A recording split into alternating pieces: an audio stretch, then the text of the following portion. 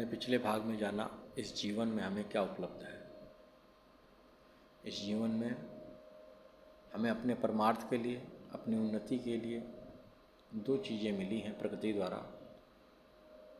एक तो भौतिक शरीर जो कि जड़ है, और एक चेतनात्मक केंद्र मस्तिष्क के रूप में जो कि चेतन है। जड़ शरीर में हमारी कर्म इंद्रियाँ और ज्ञानेंद्रियाँ हैं, जबकि चेतन में हमारे पास मस्तिष्क है और हमारा चेतनात्मक व्यवहार।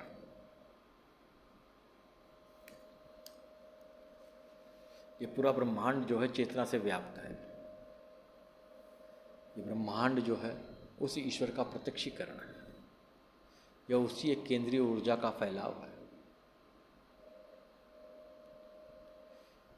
नहीं है रचनाकार कोई सिवाय रचना के, नहीं है कोई रचनाकार सिवा रचना के। इस ब्रह्मांड में रचना और रचनाकार भिन्न भिन्न नहीं है। देखिए, बात कुछ ऐसी है, मूर्तिकार मूर्ति से भिन्न है, चित्रकार चित्र से भिन्न है। जब मूर्तिकार अपनी मूर्ति को पूरी कर लेता है, उसका निर्माण कर लेता है, तो मूर्ति और मूर्तिकार दो अलग अलग वस्तुएं हो जाती हैं। अगर मूर्ति टूट जाएगी तो भी मूर्तिकार बचेगा, यदि मूर्तिकार को कुछ हो जाता है तो मूर्ति बचेगी। इसको फिर से समझिए। एक माँ और एक पुत्र, पुत्र जो है जन्म के पहले माँ के शरीर का ही अंग होता है, वहीं पर उसका पालन पोषण होता है। लेकिन जब वो माँ इस पुत्र को प्रत्यक्ष करती है, जब वो पुत्र प्रत्यक्ष होता है, तो दोनों अलग अलग सत्ताएं हो जाती हैं, अलग अलग अस्तित्व हो जाता है। माँ अलग, पुत्र अलग। लेकिन इस ब्रह्मांड का और ईश्वर का ऐसा संबंध नहीं है। रचनाकार रचयिता का ऐसा संबंध नहीं है। नहीं है कोई रचनाकार सिवा रचना के। ये कुछ ऐसा है जैसे नृत्य। एक नृत्यकार नृत्य करता है तो नृत्य और नृत्यकार ये दो अलग अलग नहीं होते। नृत्यकार की अभिव्यक्ति ही नृत्य है। ये नृत्य नृत्यकार से ही प्रकट है। दोनों एक में समाये हुए हैं, दोनों एक दूसरे के पूरक हैं। ठीक इसी तरीके से ये ब्रह्मांड और परमात्मा, रचनाकार और रचयिता दोनों एक है। इस ब्रह्मांड में हर मनुष्य पा सके अपनी उच्चतम अवस्था को, चढ़ सके उस उच्चतम सीढ़ियों को, मंजिलों को पा सके। इसलिए वो सारी चीज़ें इस ब्रह्मांड में पहले से उपलब्ध हैं, जो कि हमें अपनी पूर्णता की स्थिति में लेके जा सकती हैं। कुछ भी न्यून नहीं है। गीता कहती है कि प्रजापति ने प्रजा को यज्ञ के साथ उत्पन्न किया। यज्ञ एक प्रक्रिया है जिसके साथ में आप उत्पन्न हुए हो। आपको बाहरी किसी चीज़ को लेने की आवश्यकता नहीं है। आप प्रक्रिया के साथ पैदा हुए हो। जो भी साधन आपको चाहिए वो इस ब्रह्मांड में उपलब्ध है। आपको बस केवल समझना है। हमें केवल चीज़ों को सहजता से संतुलित करने की ज़रूरत है। इस पूरे ब्रह्मांड में जड़ और चेतन दो ही वस्तुएं हैं। या तो जड़ है या तो चेतन।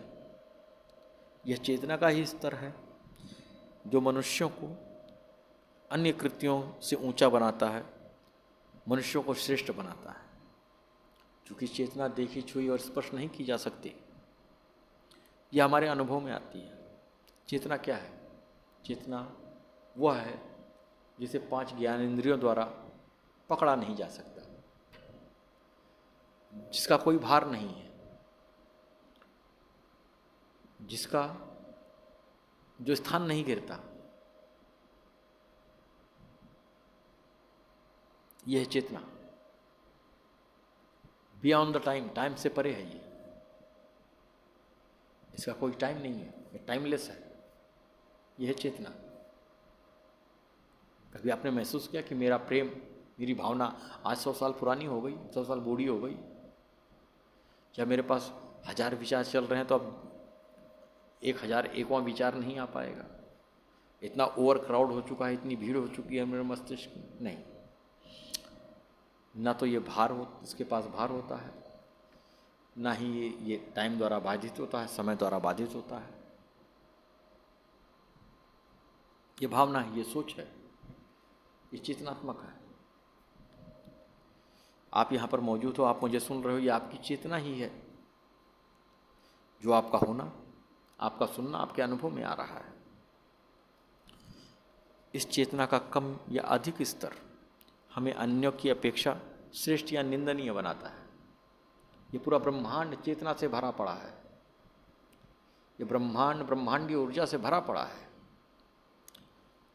अब यहाँ की प्रत्येक कृतियाँ इस ब्रह्मांडीय ऊर्जा का कितना दोहन कर पाती हैं,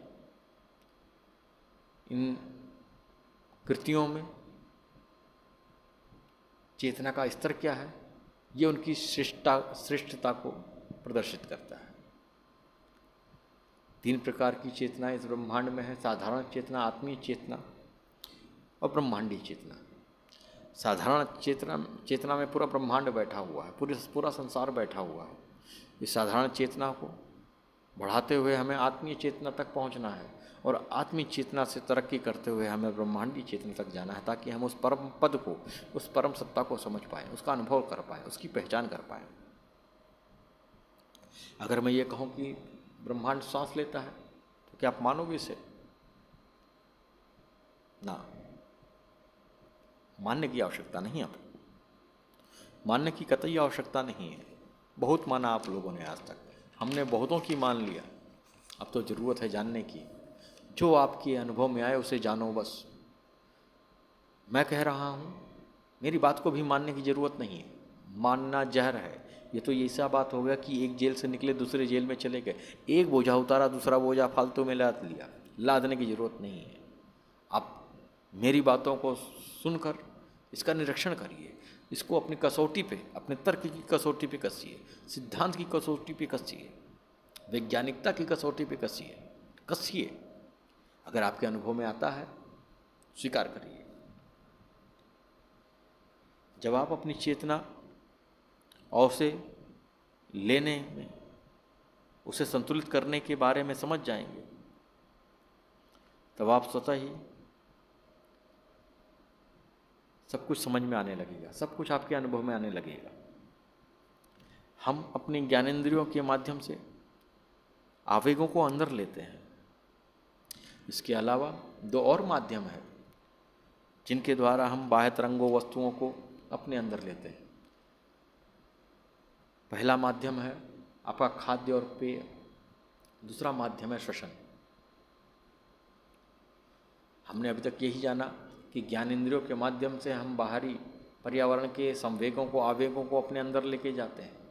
2 और माध्यम है। पहला माध्यम खाद्य और पेय, दूसरा श्वसन। हमें जीवन देने अथवा जीवित रखने में इन दोनों माध्यमों का बड़ा योगदान है। हमारी तरह ये प्रत्यक्ष तो हैं, यह जड़ हैं, परंतु इनमें भी चेतना है, जैसे हमारे अंदर है।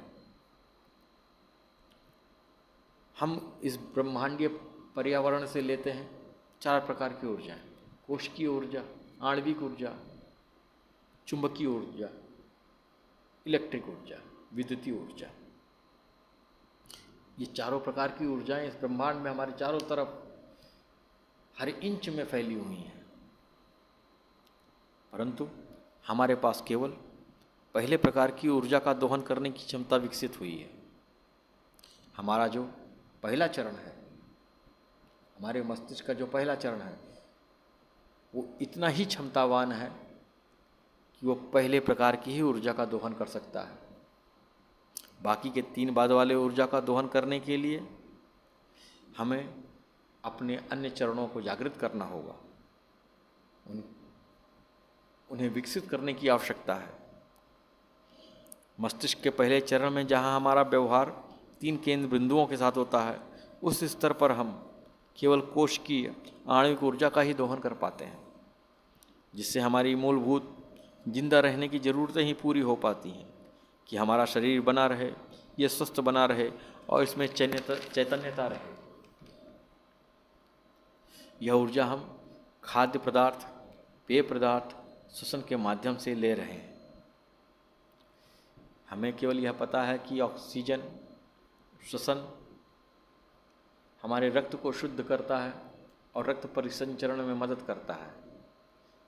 हमारे वैदिक मनीषियों ने कहा यह प्राण ऊर्जा है, यह हमारे प्राण को स्थिर करता है, हमारी चेतना को स्थिर करता है।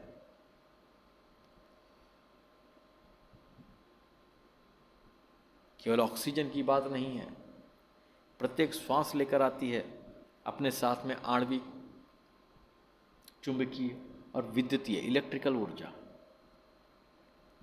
परंतु इन ऊर्जाओं में हम प्रथम स्तर पर, अपने प्रथम चरण पर, मस्तिष्क के प्रथम चरण पर केवल आणविक ऊर्जा का ही दोहन कर पाते हैं,